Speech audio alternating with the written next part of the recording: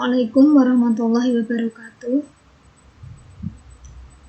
Nah, dalam video kali ini saya akan sedikit membahas tentang matriks. Nah, yang akan saya bahas di sini nanti ada jenis-jenis matriks dan kesamaan dua matriks. Ini materi kelas 11 semester ganjil. Sebelum mempelajari matriks, kita perlu mengetahui terlebih dahulu tentang kompetensi dasar. Di sini ada dua kompetensi dasar, yaitu menjelaskan matriks dan kesamaan matriks dengan menggunakan masalah kontekstual dan melakukan operasi pada matriks yang meliputi penjumlahan, pengurangan, perkalian skalar, serta transpos. Untuk kompetensi dasar bidang keterampilan, yaitu menyelesaikan masalah kontekstual yang berkaitan dengan matriks dan operasinya. Selanjutnya, di sini ada beberapa indikator pencapaian kompetensi. Ada indikator untuk pengetahuan yang depannya 3 ini, dan indikator keterampilan yang angka depannya 4. Yaitu ada menjelaskan definisi matriks dan unsur-unsurnya, kemudian menentukan ordo matriks, menjelaskan macam-macam matriks, menentukan nilai dari suatu variabel pada kesamaan dua matriks, menyusun matriks berdasarkan masalah kontekstual, dan mengidentifikasi dengan kritis jenis-jenis matriks. Selanjutnya ada tujuan pembelajaran. Nah, tujuan pembelajaran di sini, peserta didik diharapkan mampu mencapai semua indikator pencapaian kompetensi pada slide sebelumnya tadi yang sudah saya bacakan. Baiklah, sekarang apa sih manfaat mempelajari matriks? Di sini saya menyajikan beberapa manfaatnya. Yang pertama itu untuk menyelesaikan berbagai permasalahan matematika. Seringkali dalam menyelesaikan permasalahan kontekstual yang berkaitan dengan matematika, kita biasanya memang harus menggunakan matriks supaya lebih mudah dalam proses perhitungannya, seperti itu. Nah, selanjutnya untuk memudahkan dalam membuat analisis mengenai suatu masalah ekonomi. Biasanya dalam masalah-masalah ekonomi itu memuat banyak variabel, sehingga ketika kita tidak menggunakan bantuan matriks tentunya akan lebih sulit dalam melakukan analisis perhitungan seperti itu. Yang terakhir di sini saya memberikan contoh manfaatnya, yaitu mempermudah penyelesaian beberapa kasus yang berkaitan dengan program linier. Program linier adalah materi yang sebelumnya sudah kita bahas. Selanjutnya untuk materi pembelajaran di sini ada definisi matriks, ordo matriks, jenis-jenis matriks, dan kesamaan dua matriks. Nah, dalam kehidupan sehari-hari seringkali kita dihadapkan pada masalah untuk menampilkan data atau informasi dalam bentuk tabel atau daftar. Contohnya ini, ilustrasi data absensi suatu kelas dalam rentang waktu 1 semester.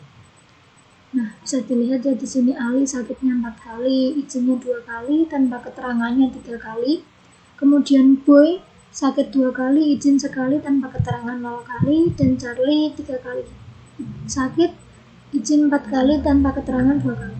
Nah, kalau kita hilangkan judul baris dan judul kolomnya, maka penulisan data ini akan menjadi seperti ini ya. Ditulis angkanya saja. Susunan kumpulan bilangan ini berbentuk persegi panjang kan, dan dinyatakan dalam baris dan kolom. Ini nanti yang kemudian akan dinamakan matriks seperti itu. Nah, perlu kita ingat bahwa sebelumnya kita sudah mempelajari tentang sistem persamaan linier. Nah, dari kasus atau ilustrasi ini sebenarnya kita bisa membuat atau membentuk sistem persamaan linier. Salah satunya ini, saya memberikan contoh ini. Misalkan X itu banyaknya absensi sakit, kemudian Y banyaknya absensi izin, dan Z banyaknya absensi tanpa keterangan, maka Dari ilustrasi tadi kita bisa membuat salah satu contohnya itu nih, sistem persamaan linear 4x plus 2y plus 3z sama dengan 9, 2x plus y sama dengan 3, dan 3x plus 4y plus 2z sama dengan 9. Ini menunjukkan bahwa dari suatu sistem persamaan linear kita bisa membentuknya atau memodifikasinya menjadi dalam bentuk matriks. Untuk lebih jelasnya atau lebih detailnya akan kita bahas pada pertemuan berikutnya. Nah, apa sih itu matriks? Matriks itu merupakan susunan bilangan dalam suatu jajaran berbentuk persegi panjang yang diatur menurut baris dan kolom dengan menggunakan kurung biasa atau kurung sifon. Jadi, dalam menuliskan suatu matriks kita bisa menggunakan kurung biasa atau kurung sifon seperti itu. Untuk notasinya, suatu matriks itu diberi nama dengan menggunakan huruf kapital, misalnya A kapital, B kapital, C kapital, dan seterusnya. Sedangkan bilangan-bilangan yang terdapat dalam tanda kurung ini, bilangan-bilangan ini, itu disebut elemen matriks.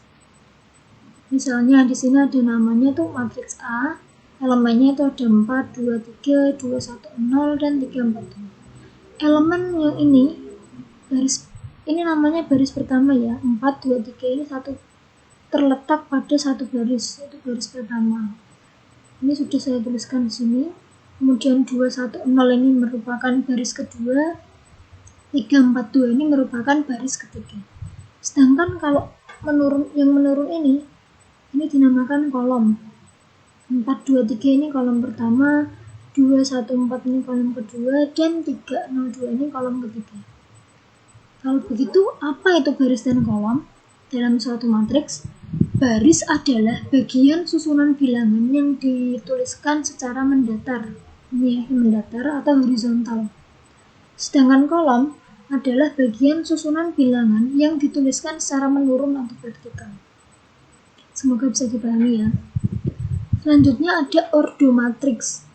Ordo suatu matriks ditentukan oleh banyaknya baris dan banyaknya kolom pada matriks tersebut. Misalkan ada matriks A yang mempunyai M baris dan N kolom, maka ordonya adalah M kali N dan dituliskan seperti ini. Ini membacanya matriks A ordonya M kali N. Banyak elemen dari suatu matriks ditentukan oleh hasil kali banyaknya baris dengan banyaknya kolom suatu matriks. Jadi di sini hati-hati, saya tidak menuliskan hasil kali banyaknya baris dengan banyaknya kolom ya. Jadi ordo matriks itu bukan merupakan hasil kalinya, melainkan hanya banyaknya baris dikali banyaknya kolom. Supaya lebih jelas kita langsung ke contoh. Di sini ada contohnya, ada matriks A, elemennya ada 2, 3, 6, kemudian 4, 8, 2. Ini kita ingat kembali yang tadi. Ini kan berarti matriks A ini memiliki 2 baris, ini, dan 3 kolom ya. Ini, dan ini. Sehingga ordo matriksnya itu adalah 2 kali 3. 2 itu dari banyaknya baris, kali 3 itu banyaknya kolom. Tidak perlu kita hitung. Kita cukup mengatakan A ini adalah matriks berordo 2 kali 3. Dan notasinya seperti ini. Sedangkan hasil kali antara banyaknya baris dan banyaknya kolom itu menyatakan banyaknya elemen matriks. Nah, dari sini kita tahu bahwa banyaknya elemen matriks A itu adalah 2 kali 3, 6. Ini kan ada 1, 2, 3, 4, 5. Seperti itu. Selanjutnya jenis-jenis matriks. Di sini saya menyajikan beberapa contoh jenis-jenis matriks, yaitu ada matriks baris. Matriks baris itu adalah matriks yang hanya terdiri dari satu baris saja. Ini ya, satu baris saja. Selanjutnya ada matriks kolom. Matriks kolom ini adalah matriks yang hanya terdiri dari satu kolom saja. Ini satu kolom saja. Hampir sama dengan matriks baris konsepnya. Selanjutnya ada matriks nol. Matriks nol itu adalah matriks yang semua elemennya itu nol. Ini, coba dilihat ini semua elemennya itu nol ya. Selanjutnya ada matriks persegi. Matriks persegi adalah suatu matriks yang banyaknya baris itu sama dengan banyaknya kolom. Contohnya di sini matriks A, ini kan ada barisnya ada 2 dan kolomnya juga ada 2, sehingga A ini disebut matriks persegi. Begitu pula dengan yang B, ini kan barisnya ada 3 dan kolomnya juga ada 3, sehingga dinamakan matriks persegi. Selanjutnya ada matriks segitiga. Matriks segitiga ini adalah matriks persegi yang semua elemen di bawah atau di atas diagonal utamanya semuanya 0. Di sini matriks segitiga adalah matriks persegi ya. Ini syaratnya harus merupakan matriks persegi terlebih dahulu untuk mengatakan suatu matriks itu merupakan matriks segitiga. Contohnya A, di sini kan jelas matriks persegi karena ordonya itu kan 3 kali 3, berarti banyaknya baris sama dengan banyaknya kolom. Nah, di sini perhatikan diagonal utamanya kan ini yang ada warnanya hijau ini 3, 2, 3. Elemen di atas diagonal utamanya ini kan 0 semua ya, 0, 0, 0. Kalau kita hubungkan itu ternyata membentuk segitiga dan menghadap ke bawah, sehingga matriks A ini dinamakan matriks segitiga bawah. Kalau yang B, ini dinamakan matriks segitiga atas karena elemen pada diagonal utamanya itu kan ini, sedangkan elemen di bawahnya itu semuanya 0. Kalau kita hubungkan membentuk segitiga dan menghadap ke atas, sehingga dinamakan matriks segitiga atas. Kemudian ada matriks diagonal. Matriks diagonal itu adalah matriks persegi yang semua elemen di luar diagonal utamanya adalah 0 dan elemen diagonal utamanya tidak semuanya 0. Di sini ya, tidak semuanya 0. Perhatikan contohnya di sini ada A, elemennya min 10, 0, 05. Diagonal utamanya kan ini ya yang ada warna birunya, itu min 10 dan 5. Ini kan elemen pada diagonal utamanya tidak semuanya 0. Dan elemen pada di luar diagonal utamanya semuanya 0. Ini 0, ini 0. Sehingga dinamakan matriks diagonal. A ini dinamakan matriks diagonal. Untuk yang B, di sini kan diagonal utamanya itu yang ini ya, 5, 0, min 2. Dan elemen di luar diagonal utamanya itu semuanya 0. Sehingga matriks B ini bisa dikatakan merupakan matriks diagonal. Selanjutnya ada matriks skalar. Matriks skalar ini adalah matriks persegi yang semua elemen di luar diagonal utamanya itu 0. Di luar diagonal utama mereka ini ya, ini 0, 0, 0, 0, 0, 0, 0, 0. Dan untuk setiap elemen pada diagonal utamanya adalah sebarang bilangan real konstan. Konstan ya di sini. Sehingga kalau misalkan ini 5 ya ini 5, kalau ini 2 ya 2 semua. Pokoknya pada diagonal utamanya itu elemennya sama, angkanya sama. Kemudian ada matriks identitas atau satuan. Nah, matriks ini nanti yang akan sering kita gunakan pada pembahasan-pembahasan berikutnya.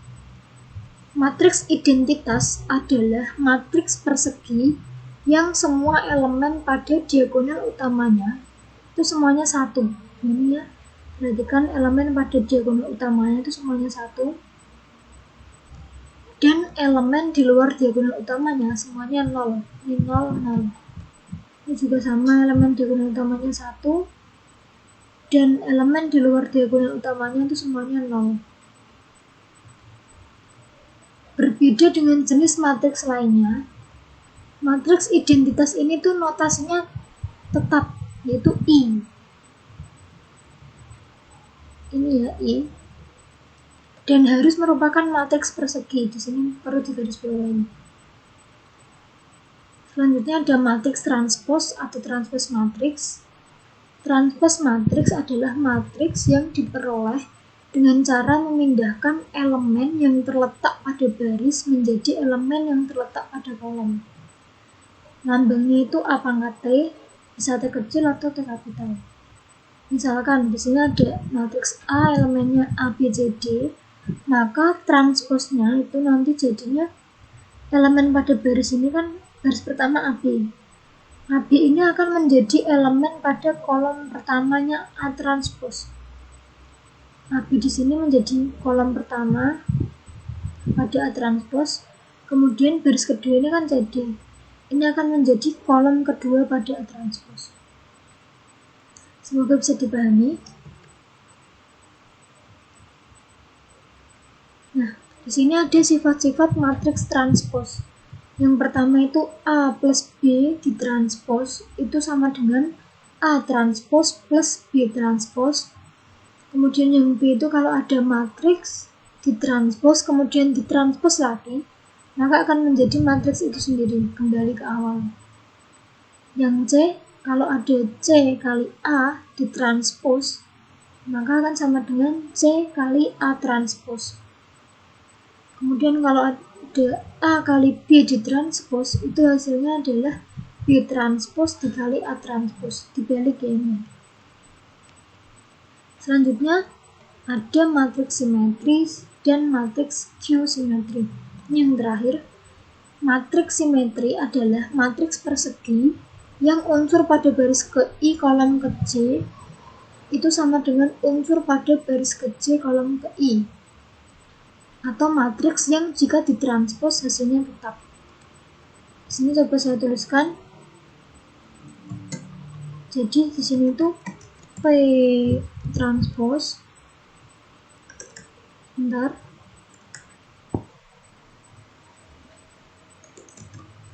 P transpos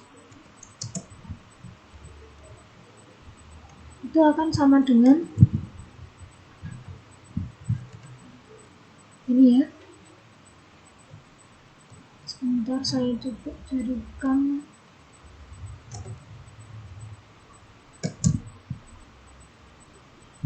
Ini kan elemen pada baris pertamanya kan 246, sehingga nanti kalau di transposnya itu menjadi elemen pada kolom pertama 246. Selanjutnya ini ada elemen pada baris kedua itu kan 401. Kalau begitu nanti di sini kolom keduanya itu 401.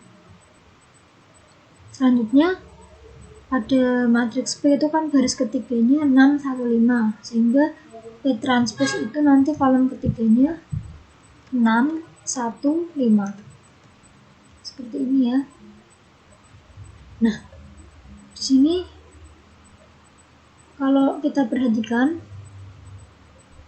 ini itu ternyata hasil transpos dari matriks P itu sama dengan matriks P itu sendiri ya.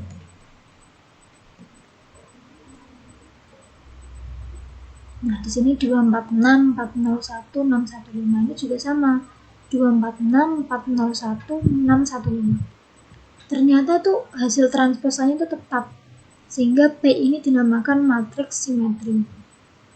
Nah, untuk matriks Q simetri ini hampir sama dengan matriks simetri. Bedanya itu, misalkan A matriks, A disebut matriks Q simetri apabila A-nya itu sama dengan negatif dari A transpos. Kalau ini kan tadi P sama dengan P transpos. Kalau di sini A sama dengan negatif A transpos. Misalkan di sini ada A 0-2, 3, 2, 0, 4, -3, -4, 0. Hasil transposanya sudah saya tuliskan di sini. Dan negatif A transposnya sudah saya tuliskan di sini. Ternyata A di sini itu akan sama dengan negatif A transpos. Matriks yang bersifat seperti ini itu dinamakan matriks Q simetri. Yang terakhir ada kesamaan dua matriks. Misalkan ada dua matriks A dan B.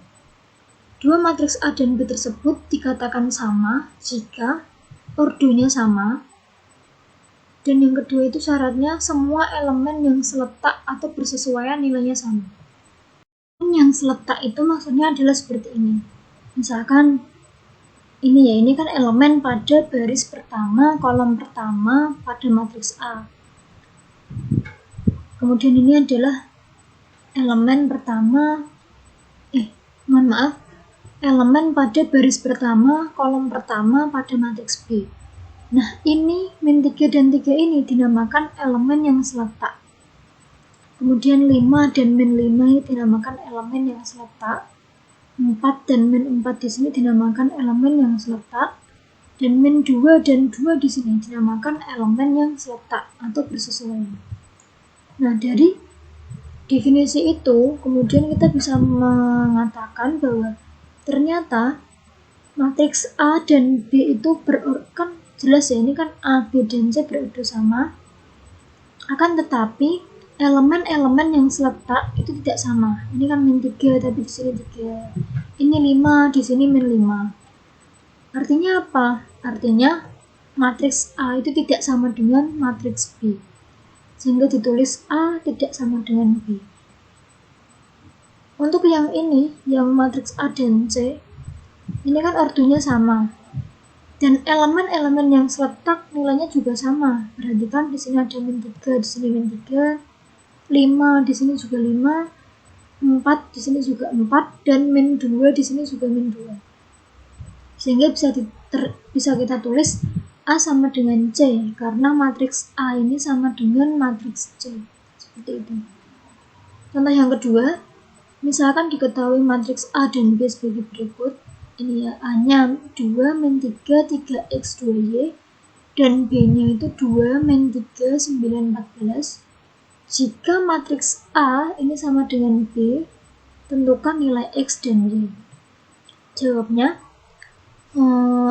berangkat dari definisi kesamaan dua matriks, kalau A sama dengan B itu kan berarti ordonya sama. Ini kan jelas ya, ordonya sama, sama-sama 2 kali 2. Dan elemen yang seletak atau bersesuaian nilainya sama. Sehingga bisa kita tulis 2 min 3, 3x, 2y itu sama dengan 2 min 3, 9, 14. Sehingga bisa kita peroleh 3x di sini itu sama dengan 9 dan 2y ini sama dengan 14. Dengan menggunakan perhitungan biasa, perhitungan pembagian biasa, kita peroleh x-nya sama dengan 3 dan y-nya sama dengan 7. X sama dengan 3 ini kan berarti dari persamaan ini sama-sama dibagi 3. Kemudian y sama dengan 7 itu kan dari persamaan ini 2y sama dengan 14 sama-sama dibagi 2 untuk kedua ruasnya. Contoh yang terakhir, misalkan diketahui matriks A dan B sebagai berikut. A-nya 3, 4, 5, 2, 1, 6, dan B-nya A plus B, 2B, C plus 2, 1, 5, dan 3D. Jika B transpos menyatakan transpos dari matriks B dan berlaku hubungan B transpos sama dengan A, tentukan nilai A, B, C, dan D. Nih ya, kita berangkat dari hubungan ini. Ini kan dikatakan bahwa B transpos itu sama dengan A. Di sini saya tidak menuliskan B transpos yang terlebih dahulu, tetapi langsung saya tuliskan bersamaan dengan persamaan ini ya. Ini kan jelas ya, elemen pada kolom pertama menjadi elemen pada baris pertama, elemen pada kolom kedua pada matriks B menjadi elemen pada baris kedua untuk matriks B transpos. Sehingga diperoleh persamaan ini ya. Dengan menggunakan definisi kesamaan dua matriks, kemudian bisa kita tulis A plus B sama dengan 3, sini, C plus 2 sama dengan 4, 2B sama dengan 2, dan 3D sama dengan 6. Dengan menggunakan perhitungan manual seperti biasa, operasi penjumlahan, pengurangan, perkalian, pembagian pada bilangan real, kita peroleh A-nya itu 6, B-nya 1, C-nya 2, dan D-nya sama dengan 2. Terima kasih anak-anak. Semoga video ini bermanfaat untuk kalian dalam membantu memahami materi pelajaran selama pembelajaran jarak jauh atau pembelajaran daring ini. Tetap semangat dalam menjalankan dan mengikuti pembelajaran daring. Semoga ilmu yang kita dapatkan bisa tetap bermanfaat nantinya. Amin ya. Terima kasih. Wassalamualaikum warahmatullahi wabarakatuh.